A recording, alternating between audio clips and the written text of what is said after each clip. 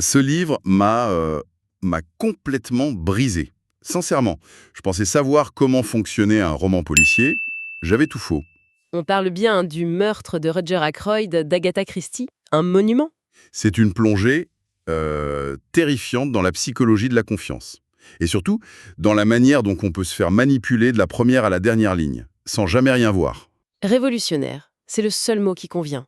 Alors, on suit l'histoire à travers les yeux du docteur Shepard, un médecin de campagne, un homme bon, posé, rationnel, le genre de personne à qui on confie tout sans hésiter.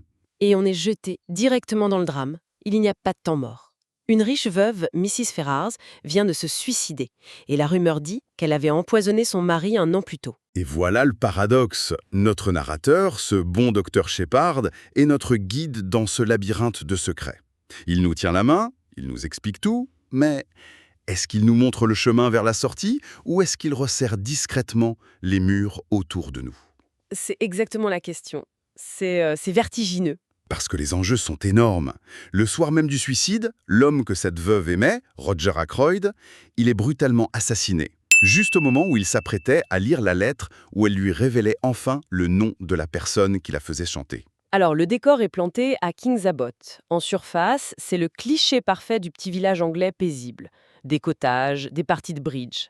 Mais en réalité, c'est une poudrière de ragots. Le sport local, c'est l'espionnage de voisinage. Et la reine de ce sport, c'est Caroline, la sœur de notre narrateur, le docteur Shepard. C'est un personnage génial, elle. Elle a un réseau d'informations qui ferait pâlir d'envie les services secrets. Elle sait tout, sur tout le monde, et souvent avant même que ça n'arrive. Et Shepard, notre narrateur, se moque un peu d'elle, de ses commérages, tout en profitant bien de ses infos. C'est un détail qui a son importance. Il se positionne d'emblée comme quelqu'un de supérieur, tu vois. Hmm. Supérieur au petit cancan, un esprit rationnel. Au centre de cette toile, il y a Roger Ackroyd, un industriel local, riche, puissant, mais aussi un homme assez tyrannique. Il contrôle un peu son entourage avec son argent. Et là, il est anéanti par le suicide de Mrs. Ferrars, qu'il voulait épouser. Ce soir-là, il est tellement mal qu'il invite son ami et médecin, le docteur Shepard, à dîner. Il a besoin de se confier. Et c'est là que la première bombe est lâchée.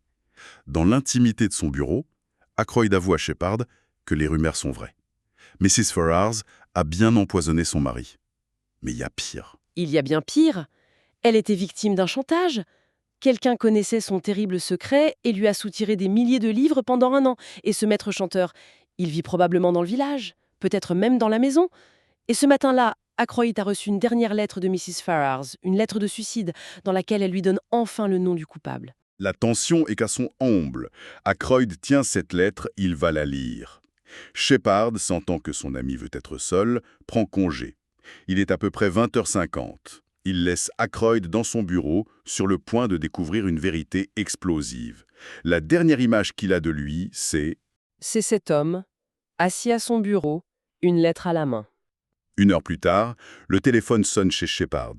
Une voix paniquée qu'il identifie comme celle de Parker, le majordome d'Ackroyd, lui annonce que son maître a été assassiné. Shepard se précipite là-bas.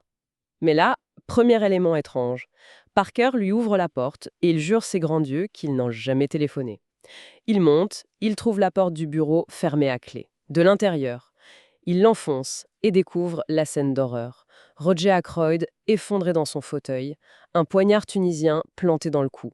Et la lettre? La lettre a disparu. La police locale est complètement perdue. Porte verrouillée de l'intérieur. Un meurtre qui a eu lieu après le départ de Shepard. Ça n'a aucun sens. Et par un hasard presque trop beau pour être vrai, il se trouve que le nouveau voisin du docteur Shepard est un petit homme belge à la retraite qui se passionne pour la culture des courges. Un certain Hercule Poirot. Et c'est la nièce d'Ackroyd, la jeune Flora, qui le supplie de sortir de sa retraite pour retrouver le meurtrier. Le suspect numéro 1, désigné par la police, c'est le fiancé de Flora, Ralph Patton. C'est le fils adoptif d'Ackroyd, son principal héritier. Il a des dettes énormes et il a disparu. Le coupable idéal. Et c'est là qu'on quitte le simple résumé des faits pour entrer dans le génie de Christie. Poirot commence son enquête et le village paisible se révèle être un nid de mensonges. Mais pas comme on l'imagine. Non, c'est ça qui est fort. On se dit qu'on va trouver des secrets monstrueux, des complots terribles. Mais en fait, non. C'est presque décevant au début. Exactement. C'est ça qui est brillant. Poirot interroge tout le monde et on se rend compte que chaque personne dans cette maison cache quelque chose. Mais ce sont des secrets presque banals. Des petits secrets honteux. Flora, la nièce éplorée, elle a menti sur l'heure de sa dernière conversation avec son oncle. Pourquoi? Pour cacher qu'elle lui avait volé 40 livres. Une peccadille. Le Major Blunt, l'ami de famille, grand chasseur de fauves. On s'attend à un truc énorme. Mais non, il est juste secrètement amoureux de Flora. Le secrétaire, Jeffrey Raymond, il a des dettes de jeu. La belle-sœur, Mrs. Ackroyd, elle est juste obsessée par le testament. Même le personnel a ses petits secrets. La gouvernante, Miss Russell, elle a un fils de psychomane qu'elle tente de cacher et de protéger.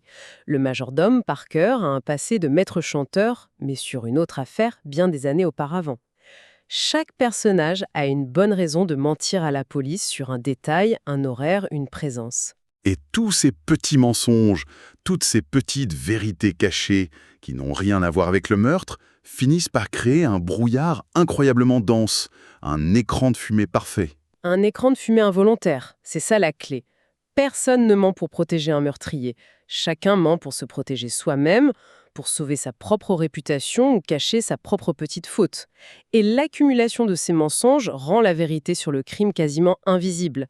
Christie nous montre comment une somme de secrets dérisoires peut masquer un secret monstrueux. Et au milieu de tout ça, il y a Poirot. La police cherche des empreintes, un mobile financier. Lui, il s'intéresse à des choses qui n'ont aucun sens pour les autres. Il pose des questions qui semblent complètement à côté de la plaque. C'est sa méthode. Il ne s'intéresse pas tant aux faits qu'à la psychologie derrière les faits. Par exemple, pourquoi, sur la scène de crime, le grand fauteuil confortable près du feu a-t-il été déplacé pour se retrouver dans un coin sombre?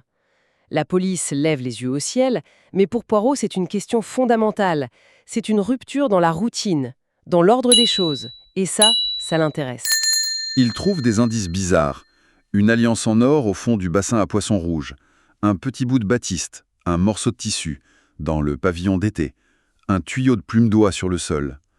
On a l'impression d'avoir les pièces d'un puzzle, mais d'un puzzle complètement différent de celui du meurtre. Et qui est là à chaque étape pour noter méticuleusement tout ça. Notre narrateur, le docteur Shepard. Il devient le chroniqueur de l'enquête. Une sorte de Watson pour le Sherlock Holmes de Poirot. Il est notre seul intermédiaire. On voit tout à travers son regard de médecin, un regard qu'on imagine objectif, clinique, factuel. On lui fait une confiance absolue. Et c'est là qu'on entre vraiment au cœur de ce qui rend ce livre si spécial. Ce n'est pas juste une enquête, c'est une réflexion sur la narration elle-même. Je me souviens, en le lisant, m'être dit « Mais comment les lecteurs de 1926 ont-ils pu encaisser ça ?» Ça a dû être un choc monumental. Ça a été un scandale. Pour comprendre l'impact, il faut se replacer dans le contexte de ce qu'on appelle l'âge d'or du roman policier. Dans les années 20, il y avait des règles, des sortes de 10 commandements du roman à énigmes, édictés par des auteurs comme Ronald Knox, des règles non écrites, mais que tout le monde respectait. Comme par exemple, La règle la plus fondamentale, la plus sacrée, c'était la loyauté du narrateur. Le narrateur, celui qui raconte l'histoire, c'est le contrat de confiance entre l'auteur et le lecteur. Il peut être naïf, il peut se tromper, mais il doit être honnête. Il doit nous donner toutes les informations qu'il possède. C'est la base du fair play, tu vois. Le jeu honnête entre l'auteur et nous. donc en fait, on est face à ce qu'on appelle un narrateur non fiable. C'est ça la grande innovation. C'est le terme exact. Et en 1926, c'était une bombe atomique littéraire. L'idée que la personne qui vous guide, votre seule fenêtre sur l'enquête, puisse délibérément vous cacher des choses, ou pire, vous mentir, c'était considéré comme de la triche. De nombreux critiques et auteurs de l'époque ont crié au scandale, disant que Christie avait brisé le pacte avec le lecteur. Mais ce qui est fou, c'est qu'en relisant, on se rend compte qu'elle ne triche pas vraiment. C'est encore plus pervers que ça. Absolument. C'est là où réside tout le génie. Christie a trouvé la faille. Le narrateur nous dit-il vraiment tout ce qu'il a fait, ou juste ce qu'il a jugé pertinent de nous dire? Shepard est un maître de l'omission. Il ne ment jamais frontalement. Il utilise la vérité pour nous tromper. Attendez, comment ça? Donnez-moi un exemple. Prenons un moment clé. Après avoir quitté Ackroyd, Shepard rentre chez lui. Plus tard, on apprend qu'à 21h30, un inconnu a été vu se dirigeant vers Ferny Park. Shepard nous raconte sa soirée. Il est rentré, a parlé à sa sœur, a lu un peu, et vers 22h15, il est interrompu par le fameux appel téléphonique. Il nous décrit tout ça. Mais il y a un petit trou dans son emploi du temps. Que faisait-il à 21h30 ? Il ne le dit pas. Il ne ment pas en disant « je lisais dans mon fauteuil », il ne dit juste rien sur ce moment précis. Et notre cerveau, confiant, comble le vide en imaginant qu'il n'a rien fait d'important. C'est diabolique. C'est l'art de dire la vérité pour mieux mentir. C'est exactement ça. Il utilise des formulations ambiguës, par exemple, il écrira quelque chose comme « nous avons dû forcer la porte » en s'incluant dans un groupe, alors que son rôle a peut-être été plus actif. Il nous raconte la découverte du corps, les réactions des autres, en détournant l'attention de ses propres actions. Il cache les informations les plus cruciales dans des détails techniques ou des phrases anodines. Tout est là, sous nos yeux, mais on ne le voit pas parce qu'on ne cherche pas au bon endroit. On fait confiance à notre guide. C'est fascinant parce que ça change complètement la nature du jeu. Le lecteur ne doit plus seulement se méfier des suspects, il doit se méfier de celui qui lui parle. La véritable énigme, ce n'est pas qui a tué Roger Ackroyd, c'est est-ce que je peux croire une seule ligne de ce que je suis en train de lire ? Et c'est pour ça que la fin est si puissante. Poirot, dans sa grande scène de révélation finale, ne se contente pas de démasquer un coupable. Il déconstruit la narration elle-même. Il rassemble tout le monde dans le salon, une scène devenue un cliché du genre. La fameuse scène où il démonte tous les alibis un par un. Il explique le petit vol de Flora, l'amour secret du majeur, les dettes du secrétaire. Il montre comment chacun, en voulant cacher son petit secret, a contribué à embrouiller les pistes et à protéger, sans le vouloir, le véritable assassin. Il résout les mini-énigmes, il explique que l'alliance dans le bassin appartenait en fait à une femme de chambre qui s'était mariée en secret, que le morceau de batiste venait du mouchoir d'une invitée. Il nettoie le tableau de tous les faux indices, et une fois que toute la fumée est dissipée, il ne reste plus que la vérité nue et brutale. Mais il ne donne pas le nom tout de suite. Il laisse planer le suspense. Il fait mieux que ça. Il regarde le docteur Shepard, son ami et chroniqueur, et lui explique que la solution n'est pas dans les mensonges des autres, mais dans les silences du manuscrit que le docteur est en train d'écrire. Il dit une phrase qui glace le sang.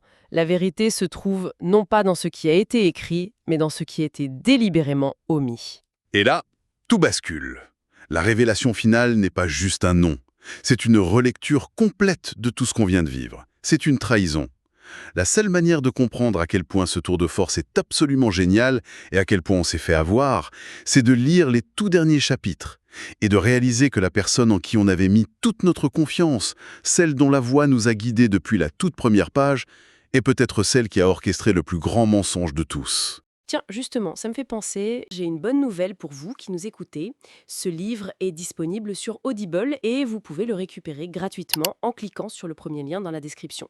L'idée, c'est vraiment des narrations très immersives. Une narration professionnelle, bien incarnée, ça change absolument tout. La personne ne fait pas que lire, elle interprète, elle donne vie au texte. Ah tiens, super, en plus de la vidéo, il y a un livre audio. Si on veut juste le livre, le lien pour récupérer votre livre audio se trouve dans la description de la vidéo. Si vous avez apprécié le contenu, n'hésitez pas à laisser un petit pouce en l'air et à vous abonner à notre chaîne YouTube pour ne rien manquer des prochaines vidéos. Pour ma part, je vous donne rendez-vous très bientôt pour une prochaine vidéo. En attendant, je vous souhaite une excellente fin de journée ou une agréable soirée et à très vite.